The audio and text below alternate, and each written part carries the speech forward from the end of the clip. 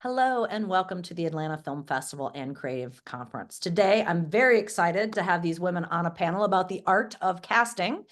Very important for independent filmmakers making the right choices. So welcome, ladies, and thank you for joining me today. Lovely to be here. Thanks for having us. So we have Kate Geller, we have Rori Bergman, and we have Erica A. Hart. And we're going to start with a quick rapid fire of very easy questions and then start diving into the topic a little bit deeper. So I will start. I think we'll just go Kate, Rori, Erica, since that's where you are on my screens right now. Where did you grow up? I grew up just north of New York City in Westchester County. I'm a Jersey girl. Born and raised in Washington, D.C. All right. Where's your home base now? Brooklyn, New York. New York. Harlem. Oh, wow. I didn't realize you guys were all in New York. All New Yorkers. I love it. Excellent. Where did you go to college, if you did? And did you study anything in college or go to film school that kind of led to this career? I went to SUNY Purchase for a year at the acting conservatory, then wanted to learn more. So went to Goucher College in Towson, Maryland, and did stage management, directing, theater. And then I got my master's at Mason Gross School of the Arts at Rutgers in acting. I went to Cornell University. I studied theater and English and then pivoted into film and TV after graduation. I went to NYU for film school in their Tisch program. So I should say, so I know that I'm guessing Kate wanted to be an actor. Erica, I don't know if you wanted to be a filmmaker. Rori, My focus at school was directing in the theater program. Excellent. So this is great because it gives them a little background of like kind of the path, which would kind of be my next question. What was your first job in the industry? How did you start your career? My very first job was in high school as an intern at a theater company where I did everything you can imagine backstage. And then out of college, my first job was as a PA on an indie. Nice. My first job was as an intern at Manhattan Theater Club in New York, working in their grant writing program with their development team. My first casting job was as an intern at Bowling Misha Casting in New York, working on the TV series Third Watch. Nice. I guess my first job in this industry was my first job ever, which I was a dance teacher in high school. So that's industry, adjacent. Yeah. But then I interned my senior year at NBC, which was great because I learned the studio network side of casting, but then also 30 Rock was casting in-house. So I did that. And then right after that, I started being a temporary assistant at ABC Casting. Nice. I love the theater backgrounds because I get that question a lot from people. The industry adjacent stuff I think is important. And a lot it's of people especially common for those of us that come through the New York scene. Oh, absolutely. Yeah, it totally makes sense. But what's great about that is you get that well-rounded education because you probably worked the door, you did wardrobe, you might have done some makeup, you built some sets, you may have even scrubbed the toilets and worked the bar and mopped the floors, did it all. Oh yeah. Acted, or been an extra or something. So yeah, I love that background. So and you guys can jump in any form or fashion at this point. What was your path and what led you from to casting? Obviously, I think Erica, your internships led you there. Did you know that you were like, oh, casting is my thing and I don't want to direct films anymore or produce films anymore? Well, it was actually film school that led me there. A friend of mine freshman year wanted to make a film outside of the curriculum, and she was very adamant to have each person have their specific job. So she was the director. She only directed. The DP only DP'd, editor only edited. And we printed out a crew list because we were like, we know how to make a film, but we don't know how to make a film. So the second to last thing was casting director. And because I had a dance background, I was like, well, I don't know what that means, but I've been to an audition. So I think I know what I can do. And while everybody was trying to be the best writer or the best director, I was in the corner doing that thing, and that thing was casting. And so they were like, oh, you did that thing for that film. Can you do that thing for my film? And so I just cast all through college. So I had this random niche thing that carried me through. And then my junior year of college, I was like, I think I can make this a career, which made me apply to the internship. Yeah. Nice. I came out of school wanting to be a director and was doing that a little bit, but also was applying for jobs and had done the internship at MTC and had seen they had a casting internship also. And I thought about transitioning to that department and then just applied for a bunch of stuff kind of blindly without even quite really knowing what I was applying to, and ended up getting that internship with Bowling Misha and just immediately loved it.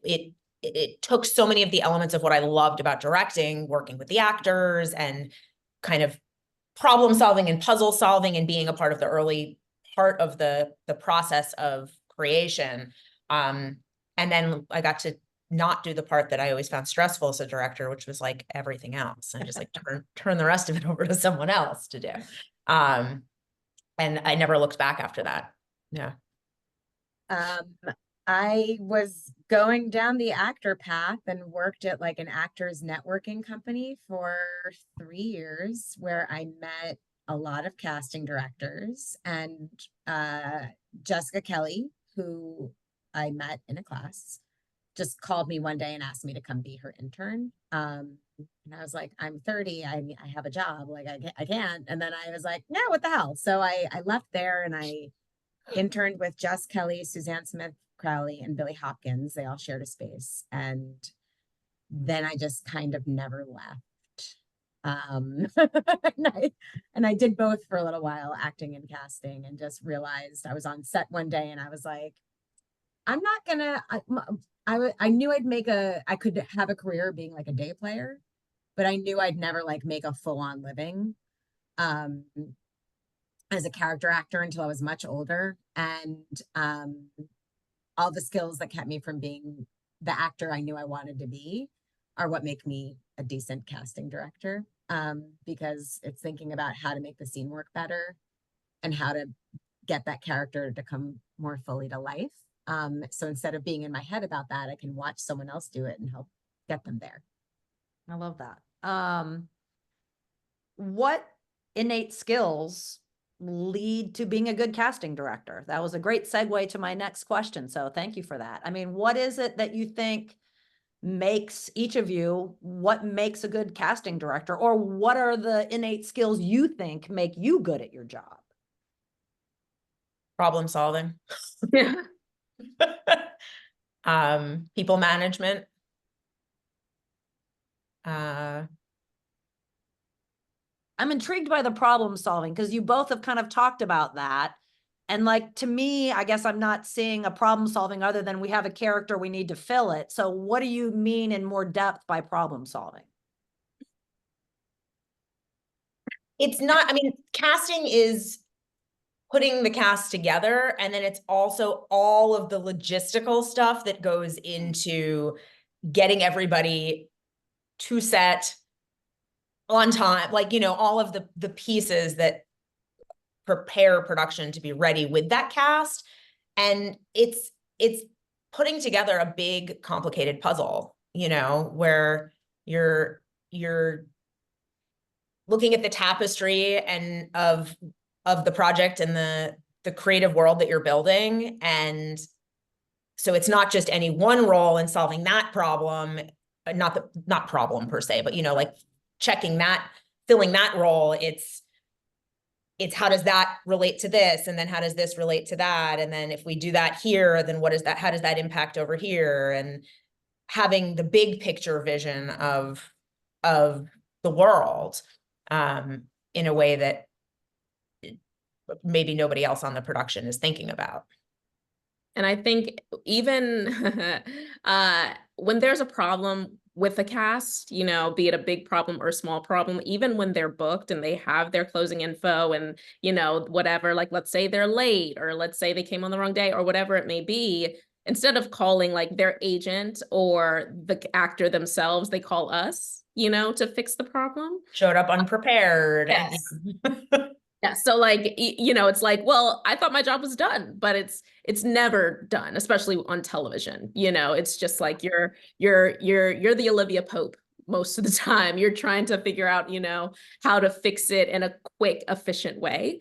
But yeah, I always tell people, if you want to get into casting, take a psychology class, because like Rori and Kate said, like it is a lot of people management, but it's a lot of, oh, you're this way, you're that way, you're a little bit in the center. So how do I figure out how to make everyone happy at the same time? I often say like casting is like a dinner party where someone comes in and wants the chicken and wants the steak and is a vegan and is a pescatarian and it's like, okay, water, like good luck. So it's a lot of, we are connected to a lot of things. Of course, we're talking to the writer and director, but we're also talking to the ADs and the line producers and and the costume studio and the network and network. So it's all a the lot. producers and yeah. Yeah, I like the puzzle analogy, because if you really do look at a puzzle, there are all these little tiny pieces that come together that have to get fit to make it work. And if one goes awry, You're just left holding a piece at the end. you know, it can be a film with two actors and then one of them shows up on set and things become a disaster and you've got to replace. So it's just knowing how to access that quickly and filling the void in a smooth, calm manner that nobody sees except for your animals that are in the house with you. I think to that point, I think a good skill to have is, of course, organization, because more than half of the job is admin. You know, it's a lot of lists, and like Kate said, like email, like you're constantly looking for something. And so like someone else might be like, whoa, that's a mess. But as long as you know where it is, like as long as you know your system and your organization moment, then that's it. I think organization and a good memory, I think like baseline is foundation. And being able to provide that information in a really clear way to the crew that makes things simple for them, where they're, you know, here's how to get in contact with this actor so that you can get them their info for their start time, arrange their fitting, get their hair, makeup, all that stuff. And then here's what their deal is, which sometimes people can be impatient about, but you know, all in good time. Yeah. So based on kind of some of the skill sets, you know, for me, if someone was to ask me, well, how do I become a casting director? What is the path to that? You know, I wouldn't say necessarily it's being on set as a PA sometimes, you know, because you don't really need to know all the terminology because you're dealing with a lot of above the line and a lot of the actors, but you are interacting with hair, makeup, and wardrobe sometimes. You are you know, so there is a lot of terminology. You do have to understand the logistics of how things work on set. But I don't know of a path other than maybe working in an agent's office to kind of learn how that segment works and how, you know, to kind of understand an actor's mindset and get to meet different actors. But, you know, you all kind of had different paths, but there were a lot of things you shared in common. So what would be the path to being a casting director? I don't know any two casting directors that have had the same path or came to it in the same time frame. Or, you know, there's those of us like Erica who knew she found casting in college. I found casting in my early 20s.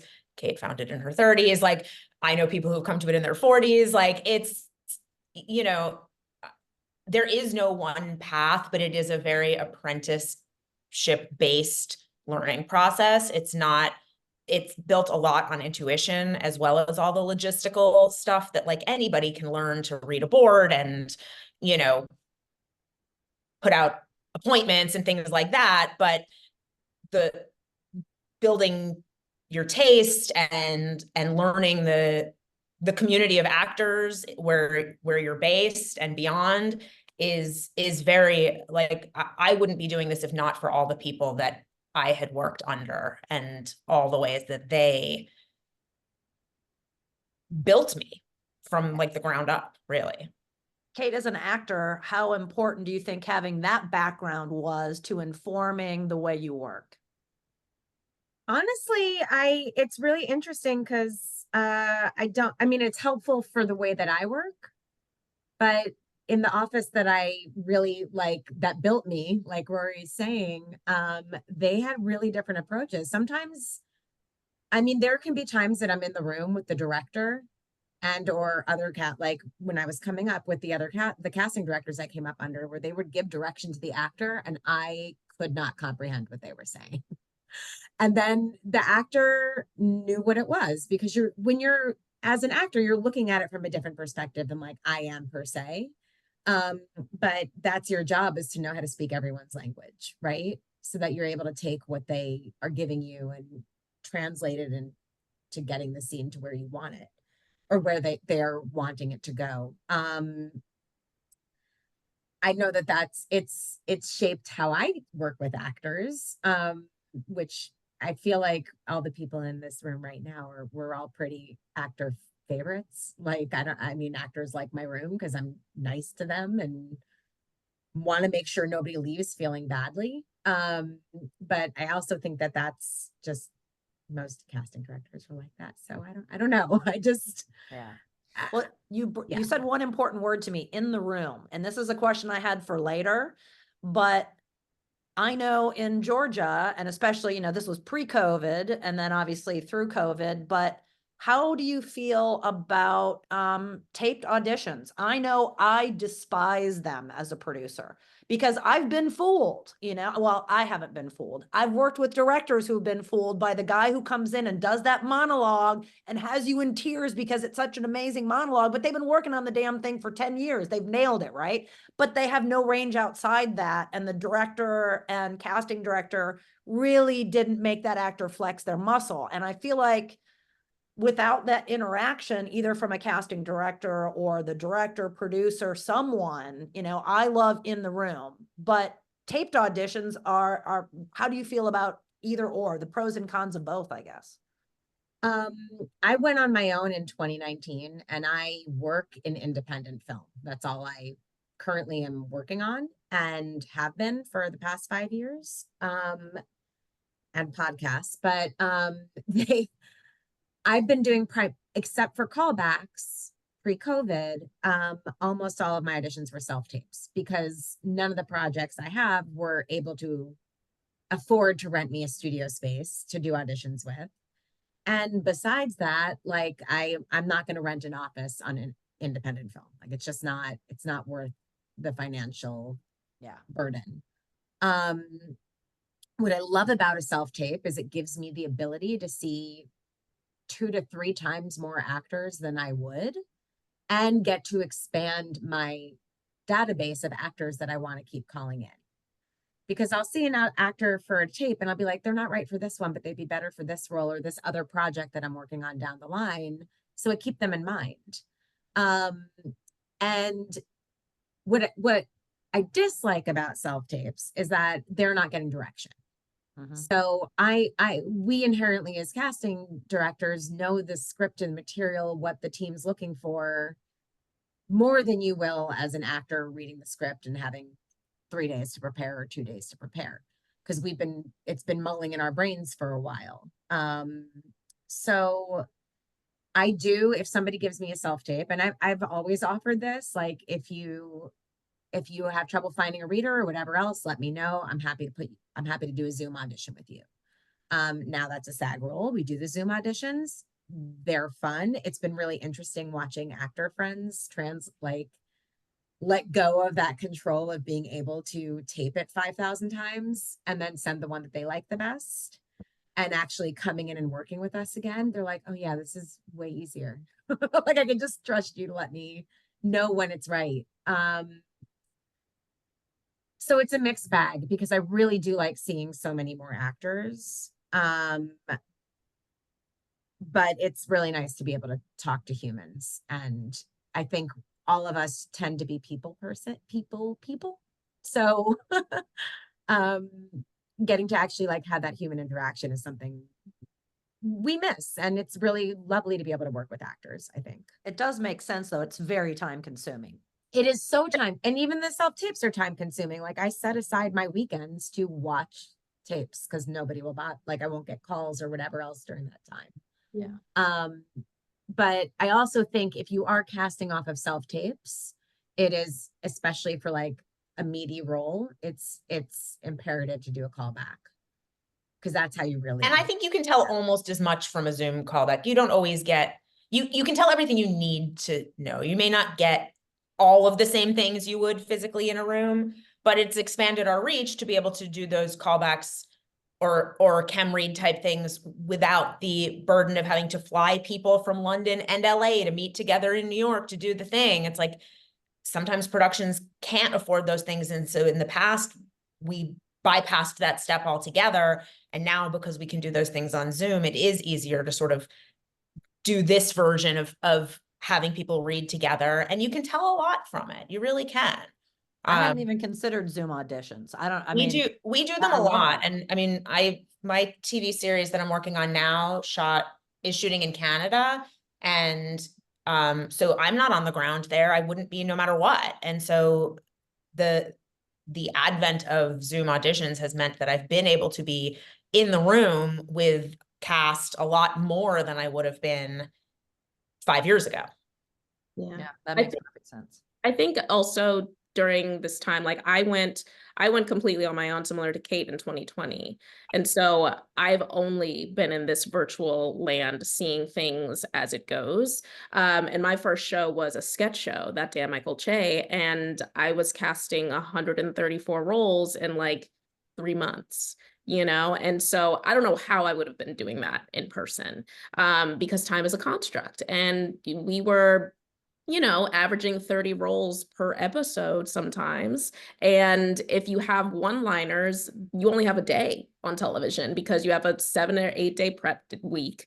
And that's what you have. And so like barista number 7 that says, hey, I can only see in an hour, maybe even half an hour, depending on what it is. So like Kate said, I'm able to not only meet actors, but because sometimes I mostly do comedy, I can be like, well, I know you don't have that much comedy on your resume or on your reel, but let's try it.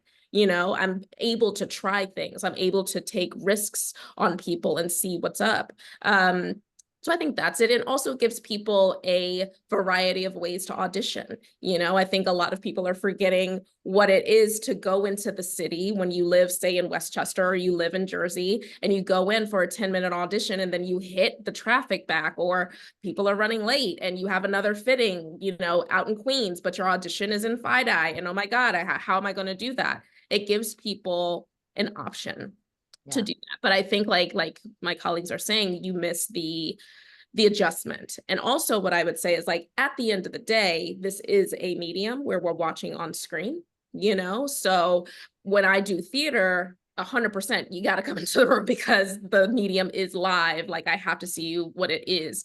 But at the end of the day, we're watching it on this screen, on a screen back here, whatever it may be. So you do get to see a lot on Zoom and see that chemistry like it would play out on screen. Yeah, I think filmmakers that, if they are in the room, that aren't filming it are making a grave error, because what you feel in the room and what you see when you look back at that tape are completely different. And for Southeast actors, like you guys have your tri-state area, we have multi-state too. So people are working in Mississippi, Alabama, Florida, Georgia, North and South Carolina, and doing those 5-hour drives for that 10-minute audition is egregious and costly, and no one can afford that. So there's a lot of benefits, but I love that you brought up the Zoom thing, because I don't, I guess I've just been out of it too long to even consider that. I love that. What is your process for accepting jobs? Is it I read the screenplay and then I decide if I want to do it? Is it, well, they can pay me my rate? What are the calculated decisions you make when someone comes to you and says, I have a film or a TV series or a webisode or an independent film? How do you make decisions? And what do you want to see or know about before you take a job? I'll read the screen first if I have time. Like, first I want to know when they're planning to go and where they're at with their budget. But I'm attached to so many developmental projects, but I have to read the script, because if I don't read it and understand it and like respond to it, I still have to be able to pitch it like a producer would, to the agents and the actors. So I need to be able to respond to it. Then I need to meet with the creative team, because if the director and I feel like we don't speak the same language, it's not going to be fun for either of us, and this should be fun because, nobody's going to die. It's just TV or film or theater. Like it's a wonderful thing we're putting out in the world, but at the end of the day, it should be fun. And if I feel like I like the script, but we don't speak the same language, I will respond and say, look, I don't think I'm the right one for this, but here are some other people that I think are really great that would respond to this, because I think we're a community and we all need to work together. That's how I feel. Anything to add, ladies?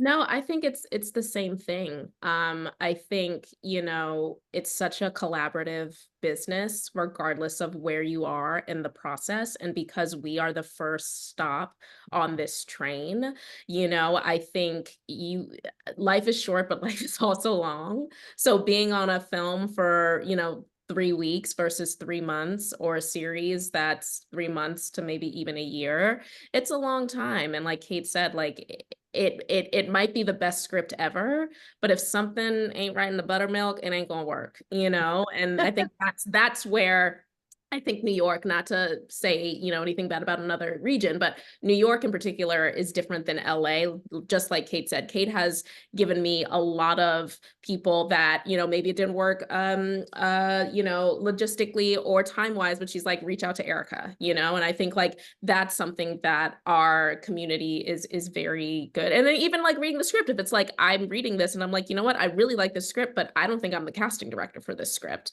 Let me reach out to someone else to see if they're available. And then also reading the script and being like, ooh, I love this script, but this is going to be a lift that I don't think I can carry. It's like, oh, how many people do we have to attach? And, oh, I don't know if this can fit in time-wise with what else I'm working on. So there's just a lot of ingredients that go into making that decision. And it's all relative and subjective to the casting person that's working on it. Yeah, I also like to know who else, like what the team and what the package as a whole looks like. So it's the script, it's like the script first and foremost, and then the director, and then who else is supporting especially when it's coming on in the developmental, like early attachment phase of a project. I want to know who the rest of that team is, who are the producers, are there financiers circling it, all of those things, so that I understand what my role is going to be in terms of whether I am the like forward-facing person on the project, or the most forward-facing, where I'm the one that is most likely to be able to get that agent on the phone to talk about that actor, or whether there's a producer that's overseeing the project that has the kind of weight behind them to get those people on the phone as well, because that helps to inform for me how big a lift it's going to be from the casting side. Yeah, that makes perfect sense. So the director, the director is the person, well, it depends, because you have studios and executives and all the other people who want to get in, and sometimes the funders who've decided that their niece's cousin's daughter is the best fit for the lead of the independent film they're financing. But really, it comes down to the director, which Kate, you mentioned. And I know as a producer, when I would meet with writers the first time, and we'd have a conversation, hey, I'm looking for a producer, you could figure out pretty clearly whether this was a person who'd be collaborative or not. And if they're not collaborative in the writing on day one and want no changes, they're not a person that's going to be collaborative in the process.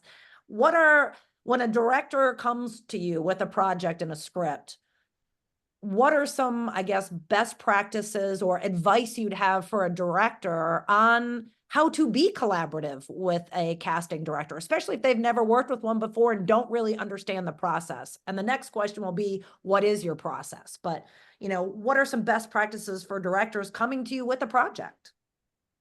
I think for me, what I tell directors, specifically like independent, or maybe this is their first feature or their first film or their first whatever, I always say, which is contradictory, but be specific, but keep an open mind.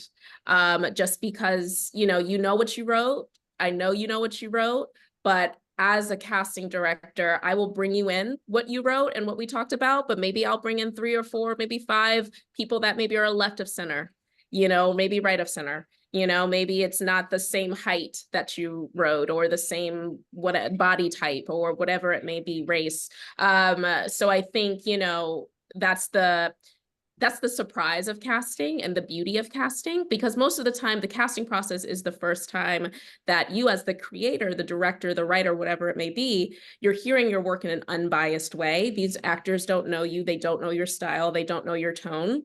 They're coming in with their choice, their point of view, their opinion on your work. And most of the time, and ladies, please disagree with me, but like most of the time they come in first round of casting, it's like, oh wait, the 20-year-old ingenue is probably now going to be a 50-year-old man. Like, it's like, you know, that's the joy of casting, is like when they first hear it, it's like, oh, that line keeps messing everybody up. It's not just that actor, it's the writing. You know, let's change it, or let's change the breakdown and things like that. So I think, you know, asking questions of the casting director, what do you think? Have you seen this person in something else? Like, you know, just keeping the conversation going between you and the casting director. So it's not just, you know, you making statements, it's an actual conversation, and letting us have input, you know, like at the end of the day, you are signing off on the person. If you want to go with your best friend's dog walker's niece, then be all, but like having that conversation with the casting director or the casting professional, whoever it may be, I think will just make it a more collaborative and better, you know, situation for all parties involved. That open mind is so important, because I can not count the number of times that at the end of an audition, if I had time, I said, do something crazy with the character. There are no rules. Show me something you haven't shown me before. Forget everything we've told you. And they bust out something completely off the wall, and that became the character, and that actor got the part. And it was that open mind and that risk taking that led to that. That is super important. Rori, Kate? I think, I mean, as Erica was saying, like in the room, the best thing a director can do is to try to let go of it, for a writer director to let go of the version of it that they set in their head, and be open to other possibilities, because the best work I've seen from actors is when they take what is on the page and they elevate it off the page. And that's not a discredit to the writing. That is just what actors bring to the process. You want somebody that is going to make it more than the sum of its parts. And sometimes in trying to fit something too carefully into the box that is on the page, you lose that potential for magic. And so it's having that open mind and that trust in the process and in casting to bring you the people that are going to provide those moments. I could not agree with both of you more. I think it's really, and our job is, I work with a lot of first-time feature directors, a lot of them, and explaining that to them is not always heard with an open ear, as much as you would love it to be. You know, there's something to be said for us having been doing this for a decent amount of time, no matter what stage of our career we're at. We've come up watching this all happen, and know that our job is to present you options that will make your story come to life in a beautiful manner. So just being open with that, and trusting that our job is to make your film beautiful, help you like give birth to your baby, as I like to say. Yeah. Go ahead. I'm sorry. I think there's a difference between something being wrong and someone having potential. And so I think a lot of people see something wrong and they're like, oh, I mean, see someone that has potential is like, oh, that they totally didn't get it. It's like, well, did you see something, like, do they have, if it's a comedy, do they have a sense of humor? Yes. Do they do this? Do they do that? Yes. Then maybe give them an adjustment, you know, like maybe see what else can happen. Like Kate said, if you let go, and Kate and Rori, if you let go of your preconceived notion, because yeah, there, you know, someone could walk in the room and you're just like, oh, maybe not this person. Maybe they are wrong for that. And that's totally fine. The pants fit some people better, you know, that's what it is. But if they have a potential, and you're curious about that, lean into that and see what else can bubble up. That's great. Yeah, I mean, for directors, like direct, you know. Yeah. Often we'll have an actor leave the room and the director, you know, producer, whoever's in the room will say like, well, but they didn't do A, B, C. And it's like, but you didn't ask them to do that. They gave you their version of it, which fine is not the version of it you want, but you didn't give them the opportunity to refocus it to give you what you do want. So take that time to, you know, Yeah. Also, I also give think, people that opportunity. 100%. I also think like give the actor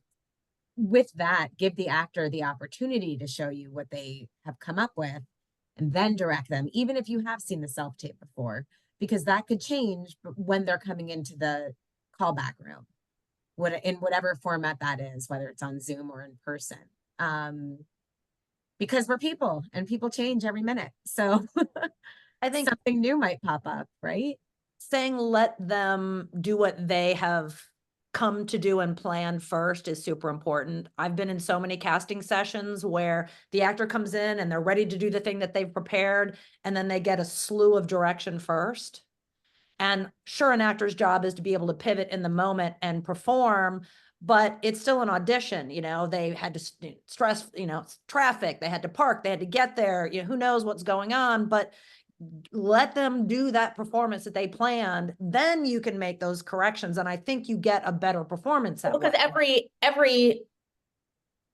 every actor is going to require a different note to bring them closer in line with what you want them to do. So, you know, if somebody walks in and you're like, so you got to hit the comedy hard and here's all the notes and all the things before they even open their mouths, and they were already planning on hitting it hard, then they're going to be so far off into like manic that you're gonna be like, well, they were too big. And it's like, let them set the baseline, and then you can adjust which direction you need it to go.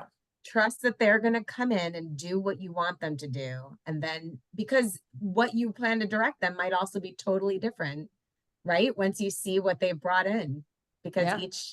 we're all special little snowflakes and everybody's bringing in something different. So I'm a filmmaker. I've delivered my script. You have decided to take the job. What is your process from there?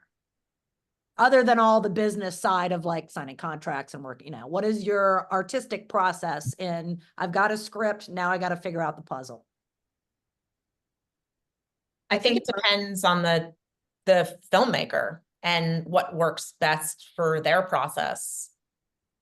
At least in part, I think, you know, it's like, obviously the first thing is we want to have a real, depending on how much creative conversation was had before we came onto the project, it's talking through the project, it's sending them a breakdown or asking them to send us a breakdown of the roles so we can start to talk about the needs for each individual role, brainstorming lists if we're talking about attachments for a lead role.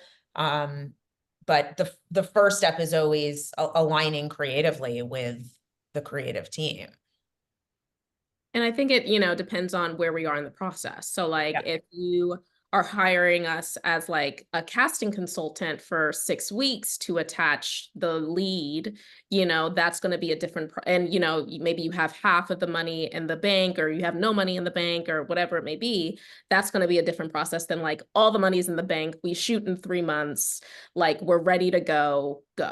And then, you know, figuring out like, oh, well, there's, you know, your lead is a 13-year-old girl, like, you know, will we be doing a huge search? You know, are we only constricted to New York or Atlanta, or like, or, you know, since this is a very specific role, are we seeing everywhere in the United States, you know?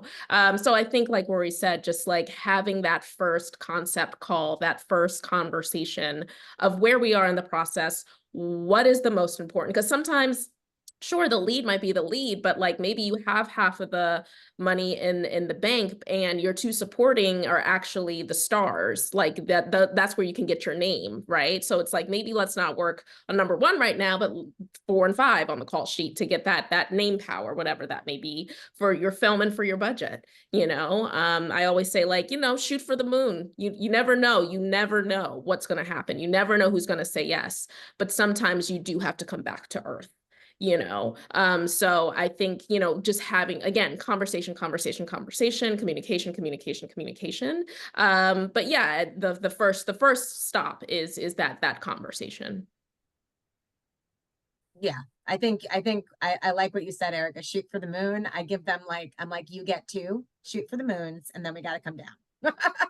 Unless you want to do this forever. But we can't all offer to Meryl Streep and Tom Cruise. So Yes, I'm like, Correct. you know, let's bring it down. But yeah, there are so many, and I think especially one of the things I love about being based in New York is we have these amazing actors that do theater and film and television, and there is a reason they've stayed in New York, because that's all the things they love doing. So I always find them really fun to throw into things.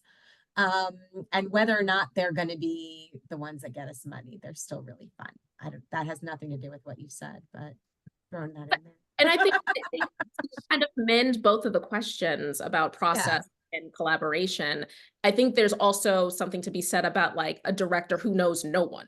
Like who's like, who's Viola Davis? You know, like who knows no one, versus like when I did The Surrogate, Jeremy Hirsch, who wrote and directed, knows every single actor on stage, off Broadway, off Broadway. So like working with him is a totally different experience than working with someone who doesn't know an actor at all. So I think, you know, that also kind of goes into the, well, can I take this or can I not? Is this a lift? Is this a not? Because then, you know, maybe the first round isn't even auditions. It's just like giving them an education on the scene that we're in with reels, and like maybe we should go to a play together, you know, like different things like that, just to see what. Sometimes we don't even start on first base, sometimes we're like outside of the ballpark, you know, so just figuring out where we are with each other, let alone the project.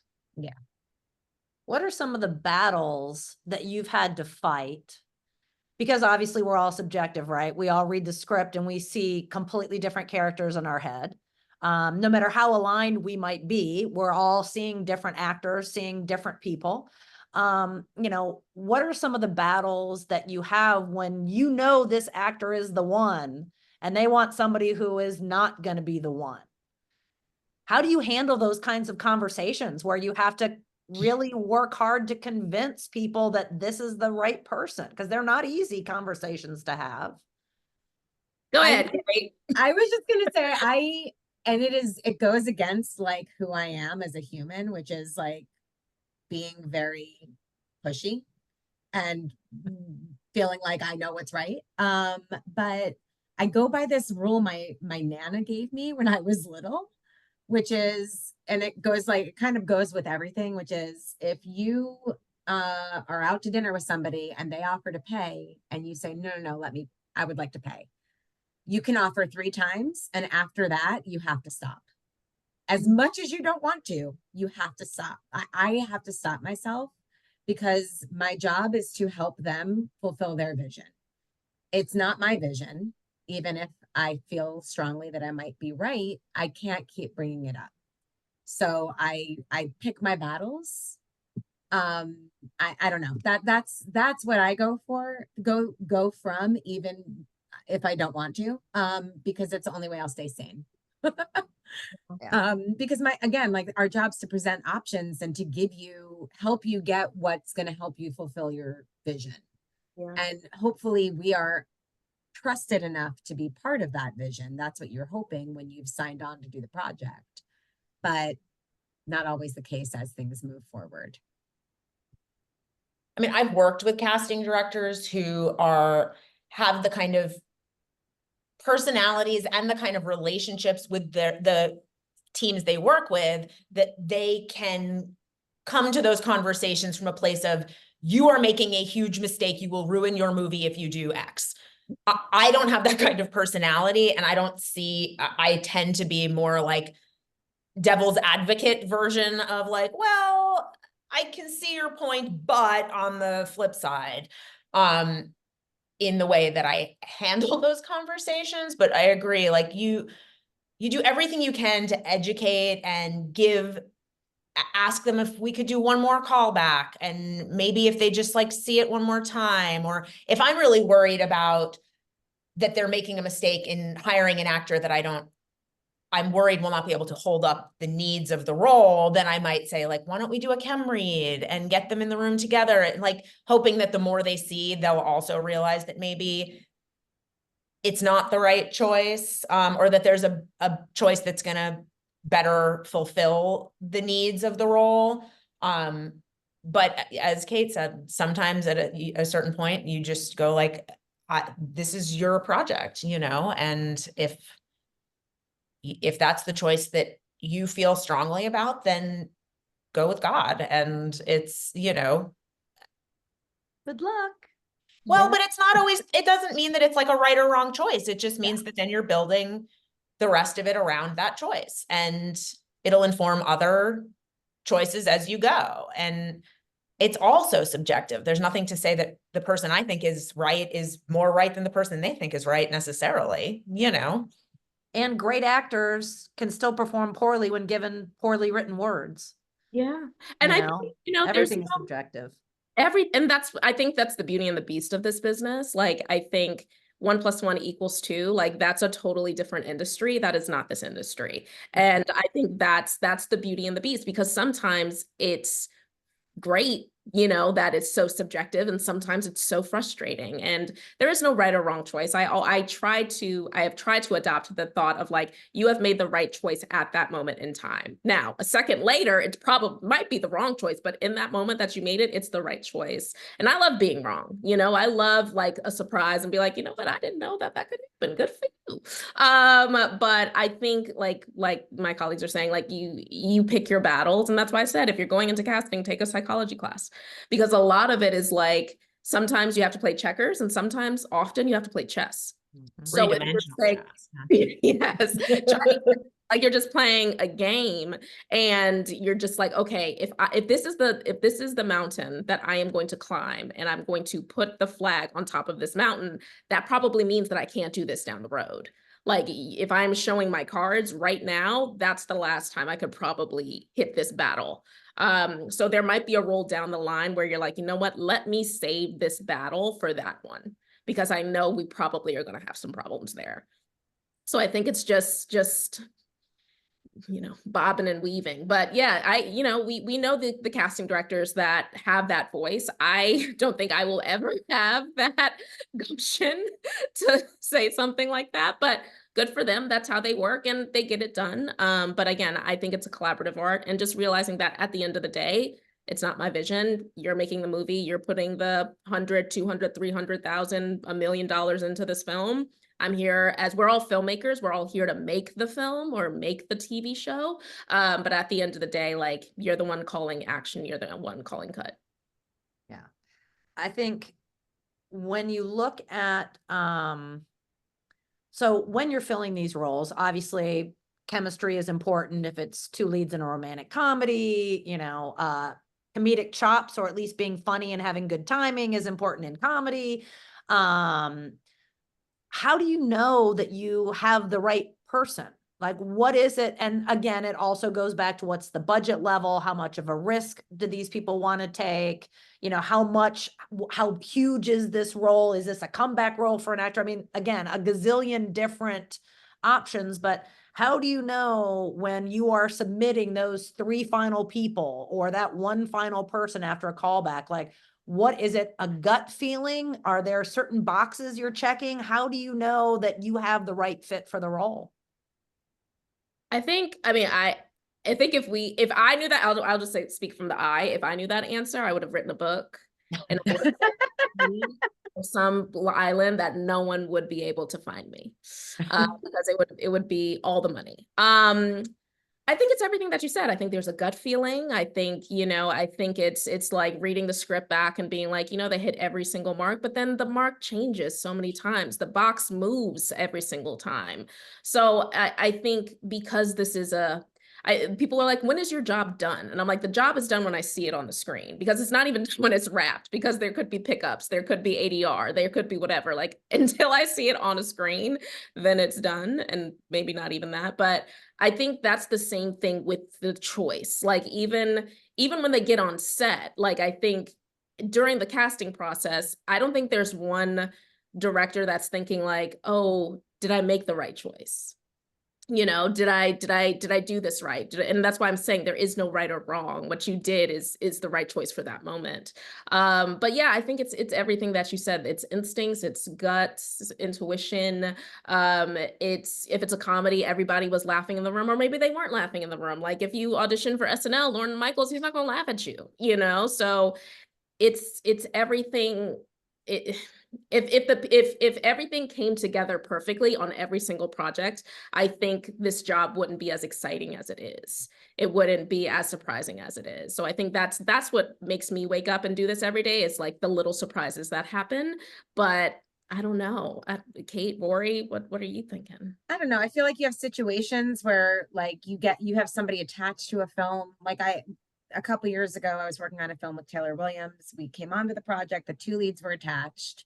One of them fell out 3 weeks before we were supposed to start shooting. She'd been attached for like a year and a half and literally fell out. And we're like, okay, well, the right person's going to show up on set, hopefully. And 98% of the time, I feel that way.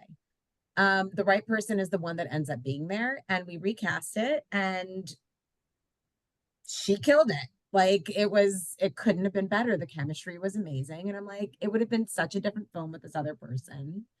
And it's a beautiful film. Like, I think that's, again, you never know what's going to happen. And there is that like freak out moment when somebody, because people can drop out the day before and you have to hustle to fix it, or they hop out and then they drop out after they've shot 3 days because everyone's miserable. You got to roll with the punches, and the right one that ends up there is usually the right one, or the person that ends up is usually the right one. Whether or not you plan it that way. Mm-hmm. Yeah.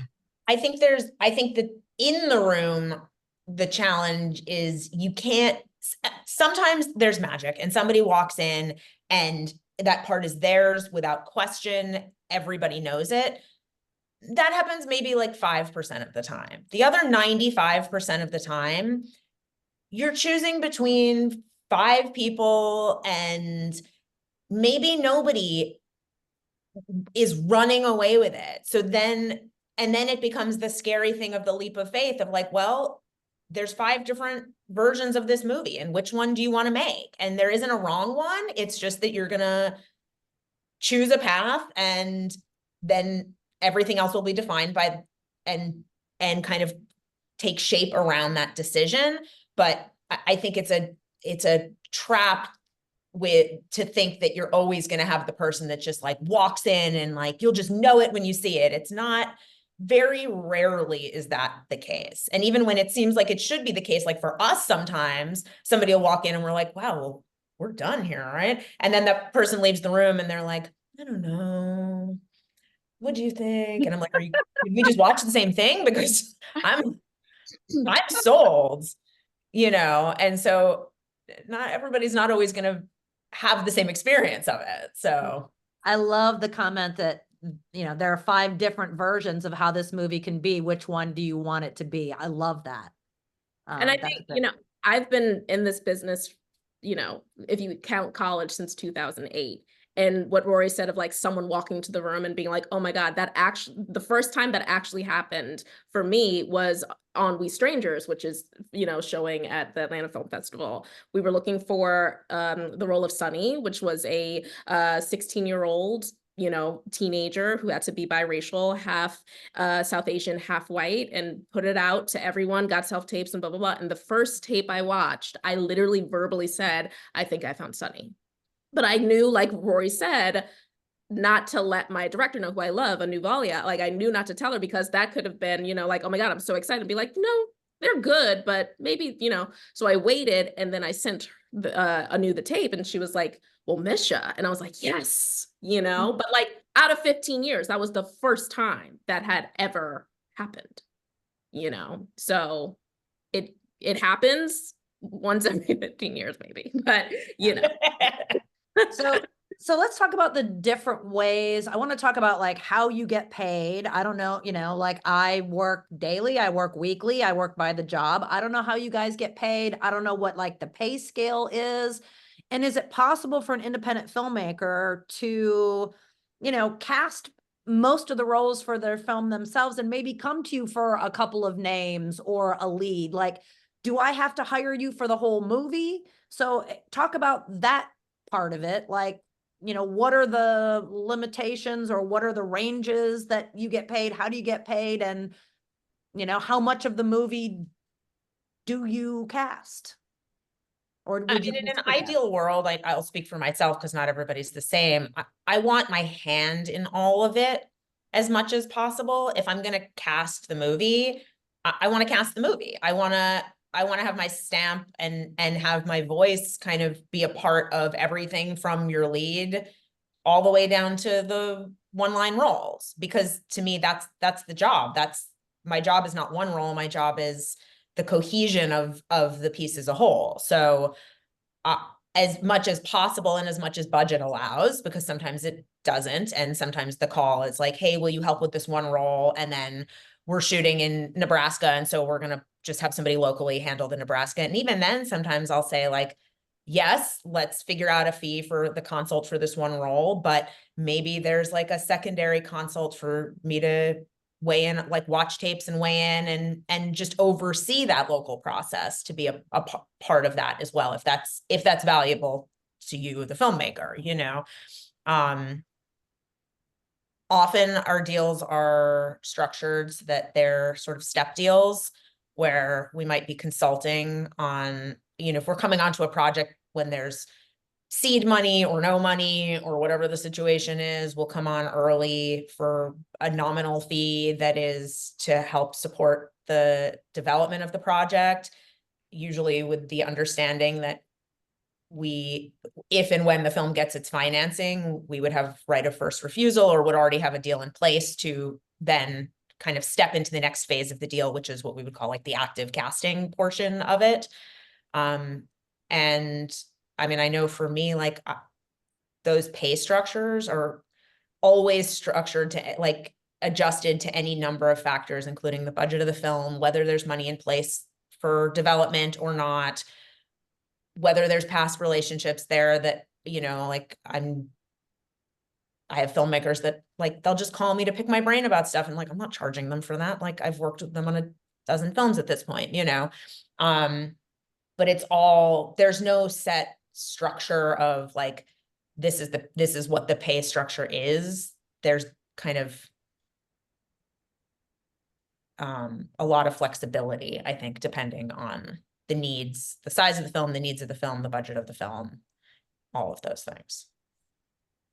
And I think just having you approaching a casting director as a writer, director, or director, or producer, like having those conversations, nothing's set in stone, you know, if you're saying, well, just to let you know, like, this is what I have in the budget, you know, and then it's on me, the ball's in my court. It's like, okay, let's play. Or like, you know what, and sometimes you can't afford to do it. It's not that we don't want to, sometimes you can't afford to do it. And that's totally fine. Okay. And fine. I think it's just having those conversations and figuring out like, you know, again, where you are in the process, and what you need as a filmmaker and what the film needs. And I think we all have done independent films, and just knowing that like I started casting We Strangers in 2020.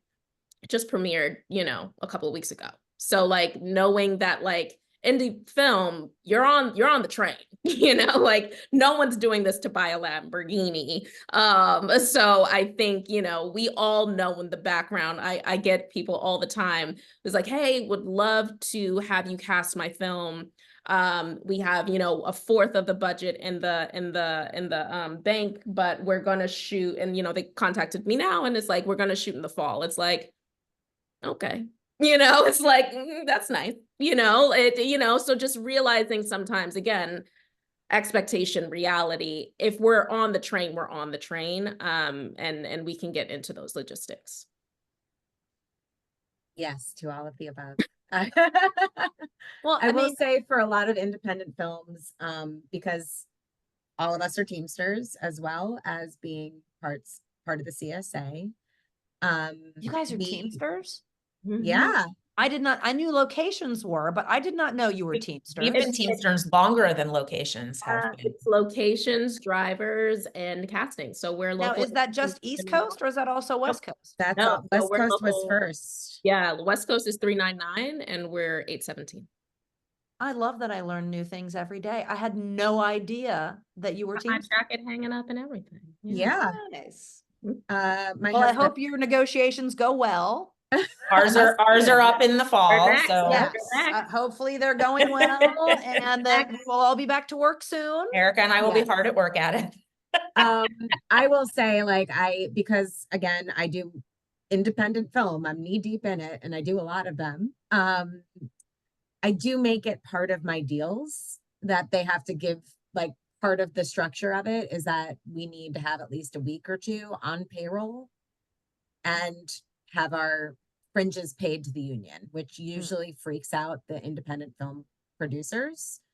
But then we make it very clear to them that our Teamster brethren are just happy to know that they're at least taking care of us if they are not going to be a union. Like, it's not going to blow up their film. It doesn't, yeah, I For think us that to there's a be- huge misconception that if you put us on as Teamsters, suddenly you've got to have drivers and all these things, and it's not, one is not tied to the other. It's Not at all. budget contingent. I've always said also, same as Kate, like, no matter the size of the film, even on like $100,000 film, I ask them to at least have a conversation with our union rep.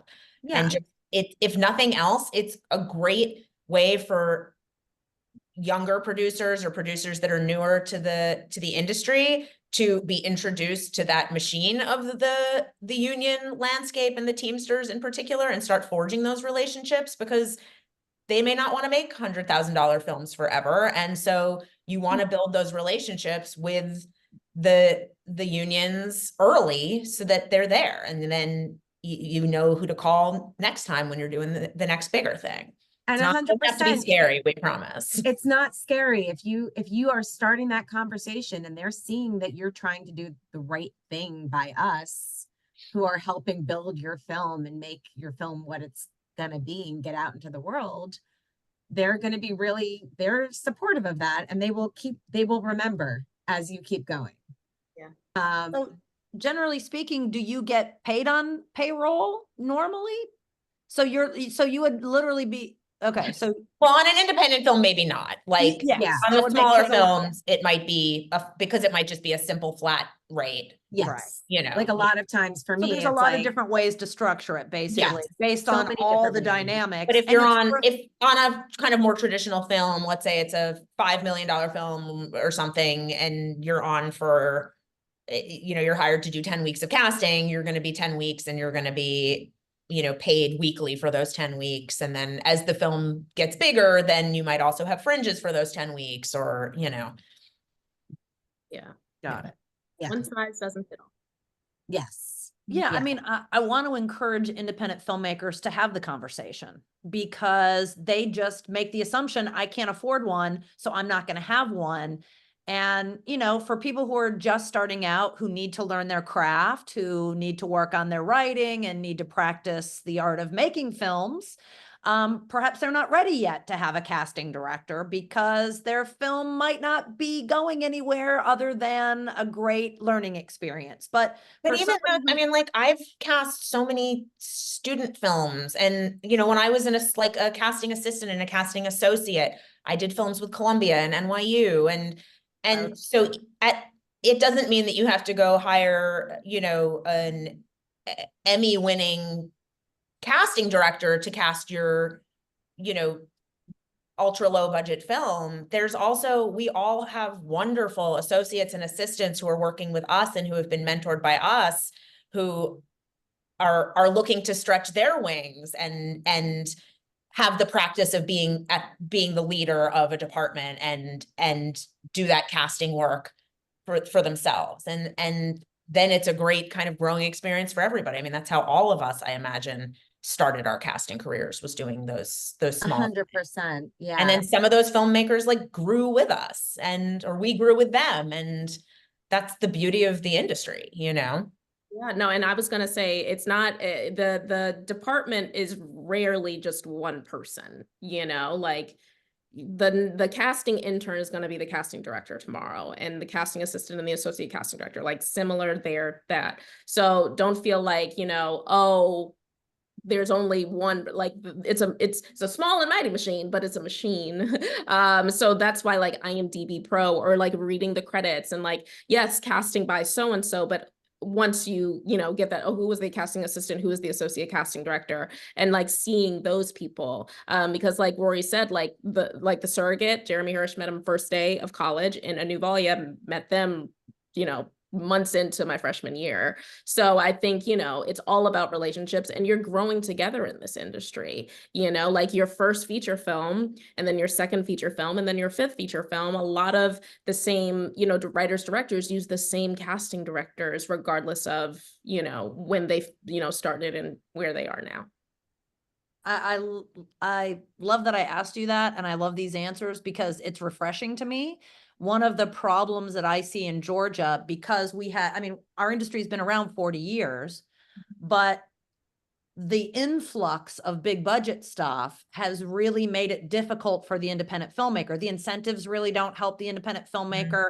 And if I see another independent filmmaker on a Facebook page posting that they don't have money, that they need help, that they're looking for these positions, and a bunch of newbies who haven't been in the industry longer than 5 or 6 years, but never struggled to get in, their first movie, like they got into the union with no experience, and their first movie was like, this is older, but The Hunger Games or a Marvel film or something.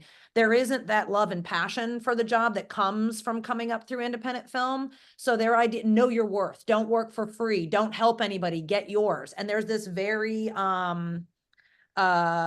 kind of selfish, greedy kind of feel to me that is happening now. And that support isn't there for the young artists who are going to be hiring them in 5 or 10 years. So I love that you are all open to the discussion and seeing if you can work on some of these smaller projects and help these younger filmmakers. So I applaud you for that, because I think our casting directors and our agents are really like that here, but a lot of our crew is less supportive of independent film unless they're getting that big budget check, and it breaks my heart.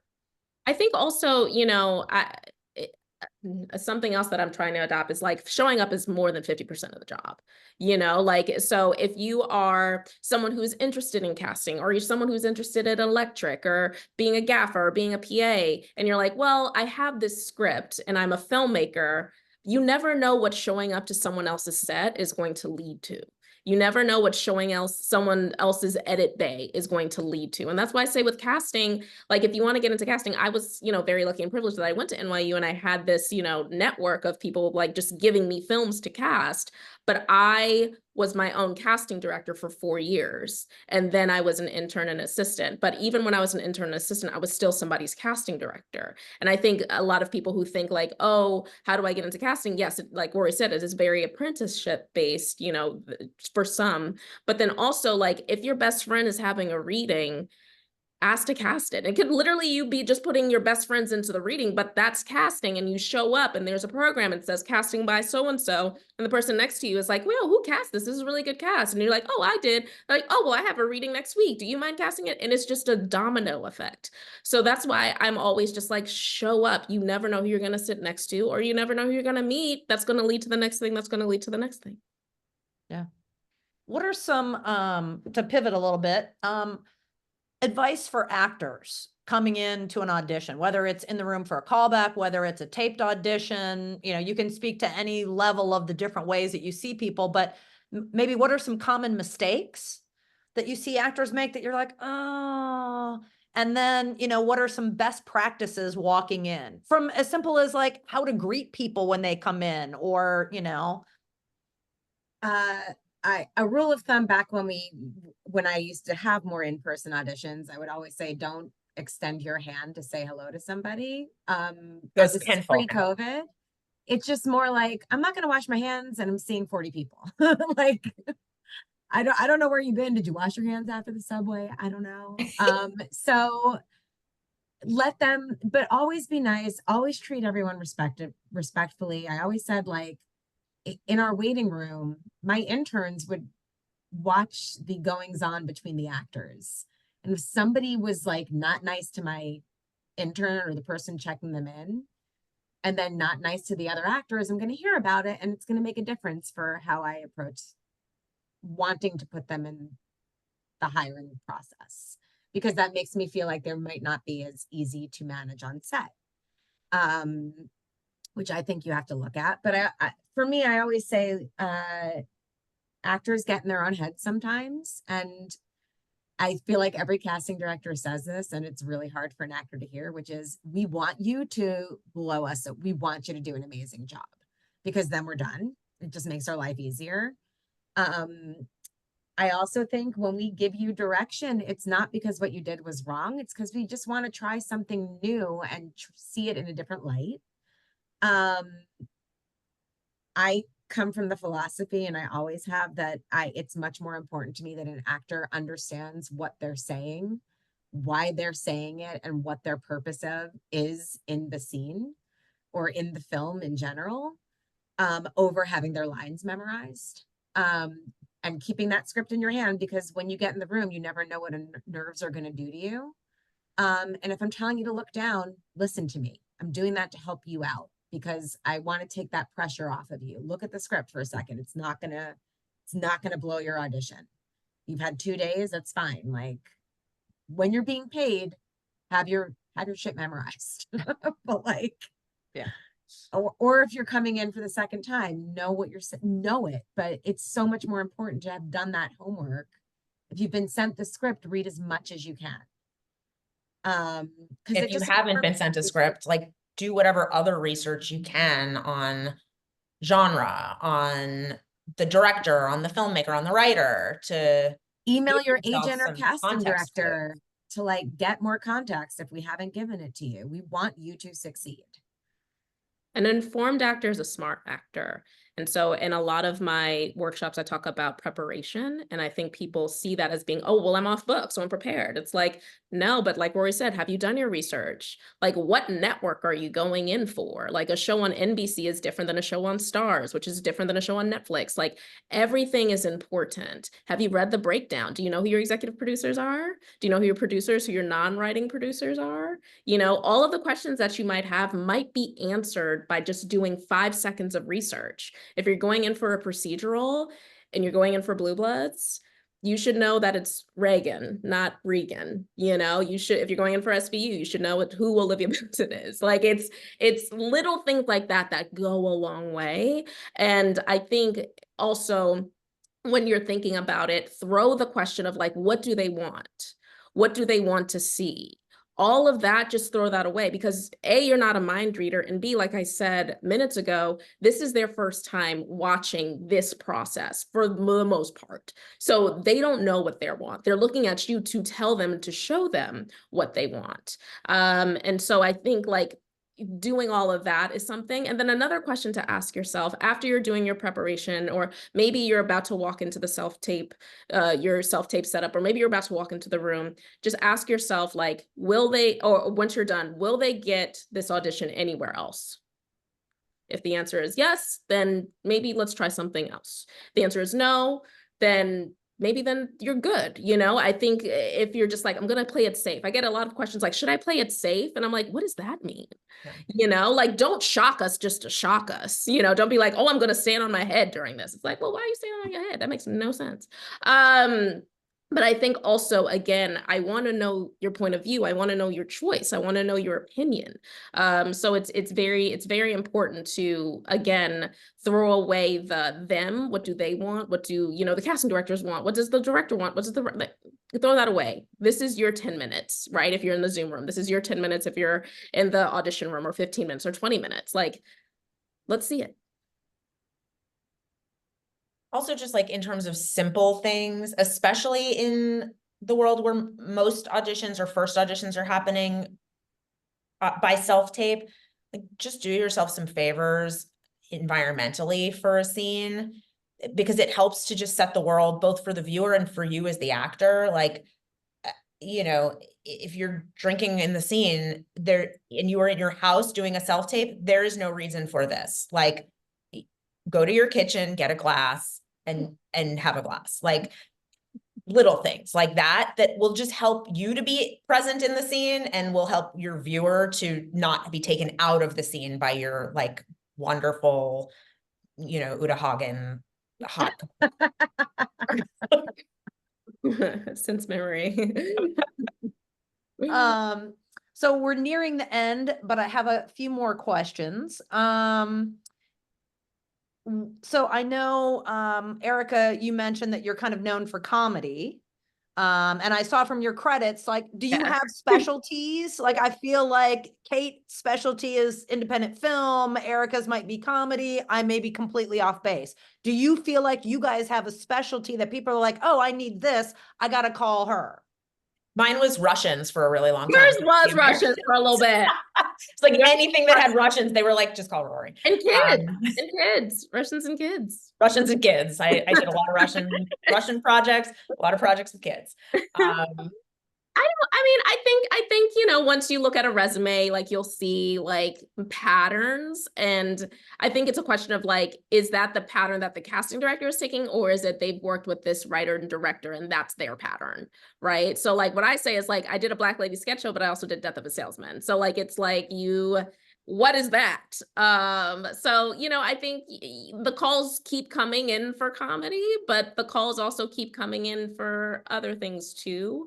So I think that's another thing to think about is like, sure, you might see someone's IMDb and you might see, oh, they do a lot of comedy. Mine is like a very, you know, time period drama, but maybe like look into their cast list and like see who was cast or see their full breadth of work. Like maybe, you know, television wise, they've done a lot of comedy, but maybe film wise, they've done a lot of different things, or theater wise, they've done a lot of different things. So I think just take in the whole person, just like you would with the DP or with an editor, you know. But yeah, I think some people have their things, and you know, like I worked with Meredith Tucker, who I love very much, and like she does a lot of mob stuff, you know. She did, you know, Sopranos, and she did Godfather of Harlem, and she did Tulsa King, you know, but she also does White Lotus. So like it's a whole thing.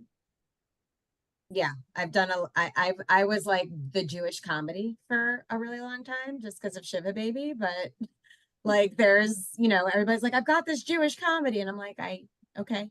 But yeah, it's indies, but I have like films like 9 Days, which are not funny, but they're beautiful, they're well constructed, gorgeous films that are emotional, you know.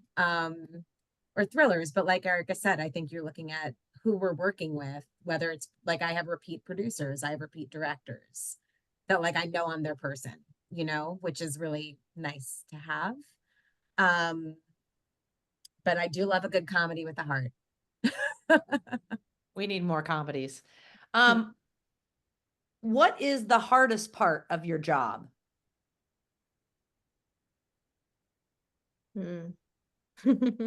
People management, personality management, and math. In math, I haven't figured out why I have to do math yet, and I still do it. why do we have to do budgets? I don't know. I don't- Casting math is the only kind of math I'm like, I can tolerate. I'm really good at like calculating a 10%. I am like half the time I'm trying to figure out a budget or like what my actual salary will be on a job, and I have to send it to my partner to double check my math. It's the good 3.2, you know. It's like, what does that mean? My brain I flip the numbers. I don't get it. I don't know why I do math. I think for me the hardest part is getting the respect that we deserve. And I know that's like, duh. And I know a lot of people on this watching this will be like, oh my God, you are respected. But like, realize that casting has been around for X amount of decades and we just got an Oscar, you know? So like, we still don't have a Tony, you know? And I think the respect and the recognition that casting directors don't get and are often looked around, you know, and it was both bitter and sweet when like something happened to me, and I wasn't invited to the wrap party. And it was because they forgot. And a lot of things I'm like, okay, let's step back. I'm not on set. I'm not at the production office. Like you have a contact list, but you just forgot. And then in talking to someone, you know, that has been casting decades more than I have, having that same exact thing happen to them. And I'm like, well, there is a moment where I'm like, okay, it's not personal, but also it's like, well, if it's happening to you, then like, great, you know? I think people would think of you as a vendor Cause like you don't really show up on the crew list. You're more of a vendor in a Oh, we sense. show And up- maybe we show up that's why only they on think the of you crew that list. way. You're We're on that crew department list. heads and we're on the crew list. We We're on are the on crew the list. list. It, you know, and like you go to a Broadway show and they bring every creative person up on stage and you're just sitting there and you're like, well, okay, cool. You go to a lot of film fest. Like we were just at a film festival, Erica and I, and there was on the schedules, would they list the producers, they were listing the DPs, they were listing the editors, they list the cast, no casting director. Right. So, Anywhere So that used anywhere to that being those ignored folks as a should be producer included. that I'm like, but I mean, I've been to many a talkbacks where, you know, there's a question from the audience being like, how did you get your cast? And I know the casting director, I saw their credit and the director is saying, oh, we just found them. It's like, take that moment to at least say we had a brilliant casting director and like put onus on that person to like search who that casting director is. But above and beyond, say like, oh my God, Kate Geller, she was amazing. She put our cast together. She, you know, you don't like, I don't need a standing ovation, but I would love a recognition. Just the acknowledgement that actors don't just like appear out of thin air on set. That like they don't like I Dream of Jeannie like boop them into existence or onto set, you know, would be nice for us. Yeah. I feel like almost I mean, and I didn't realize you guys were being that ignored, but I guess I came from more line producer, production manager background. So I'm so used to the director being everything and no one giving a shit about anybody else.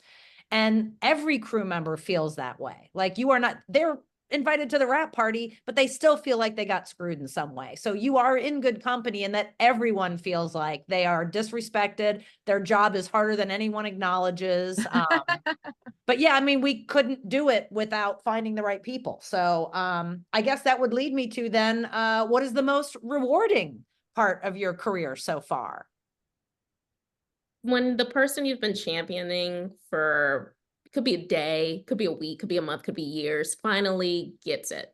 And it could literally be their first job on network television where they say 2 lines. It could be the lead, you know, and I think for me personally, because I started off in college and working for student films where people were making, you know, deferred pay and pizza, like it's awesome to see the people that like came in and were cast for like so-and-so's Color Sync Junior project.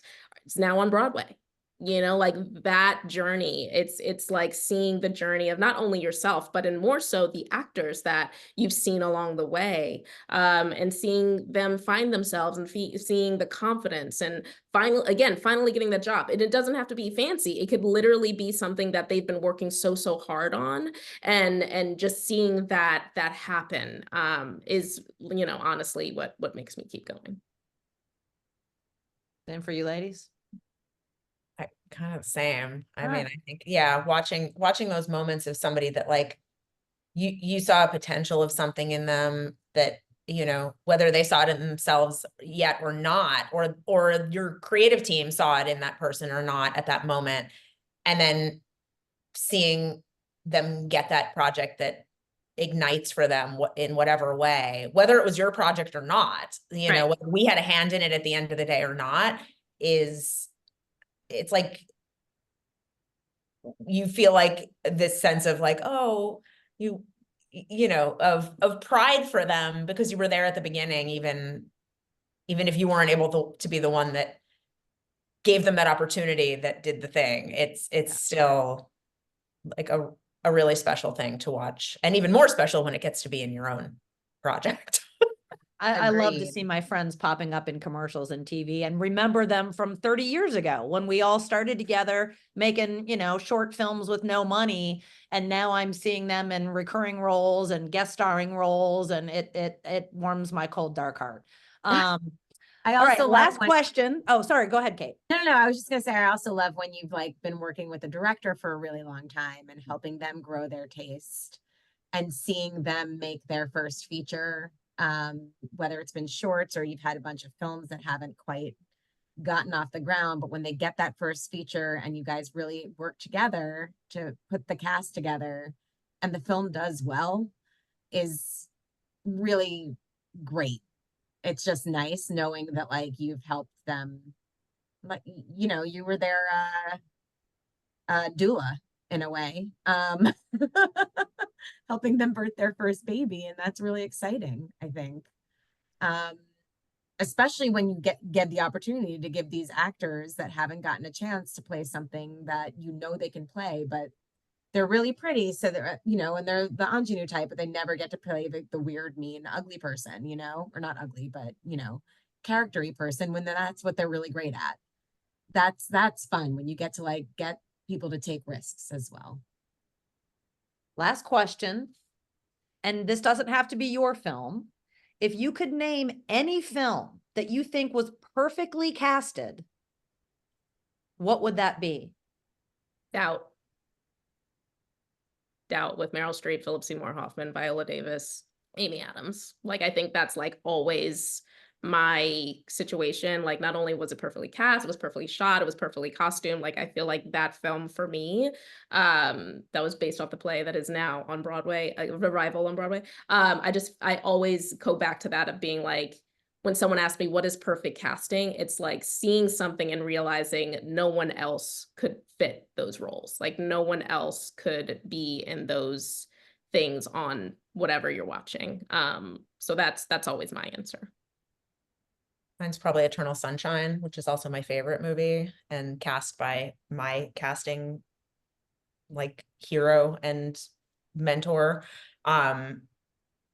I just think, yeah, every person in that movie just shines, and it's a perfect movie, I think. Yeah, I cannot disagree with either of those choices so far. Let's roll the dice for the third one. No pressure, Kate. This is going to be a wacky one, but The Princess Bride is like That's not my wacky. That's go-to perfect number favorite 3. movie. My from other when favorite movie. I just saw it when I was like 9 years old and thought it was perfect, and I still watch it and Holds up. it holds up, and I just think everyone in it is great and just it's fun. But You're right. not- It's also that's gonna be my new answer. That is a good. Because I know you my get this perfect question movie. every day. Even like each role, like in that movie, like you have Billy Crystal like in a hut. Like, it's just like, you know, you have these like situations where people are on screen for 2 seconds and you're like, oh my God, you're amazing, you know? And And who it's would ever like, and nobody the else Giant. would have been Billy Crystal in that movie. Like Right. nobody else could have done that. Right. Nobody else could have been Carol Kane or Andre you know, like just, Yeah. I don't know, Yeah. all of them. Awesome. Well, thank you, ladies. Thank you for your time. I know you are all busy, but this was a fantastic conversation, and I know our audience is going to really appreciate everything that you shared with us today. So thank you all. Is there anything else that you'd like to say before we go? Any bit of advice or? Stay All hydrated. right. Excellent. Well, thank you, ladies. Stay warm. I hope you're going to go look at the eclipse this weekend. This is too late for everybody who's going to see this, but I hope you get to go out and see the eclipse this weekend, or I guess early next week. But thank you again for your time. And for those of you tuning into the Creative Conference, there's plenty more of great panels. And also check our YouTube on Atlanta Film Festival for more Creative Conference past panels. Thank you again, and y'all have a lovely rest of your day. You too. Thanks. Bye. Bye.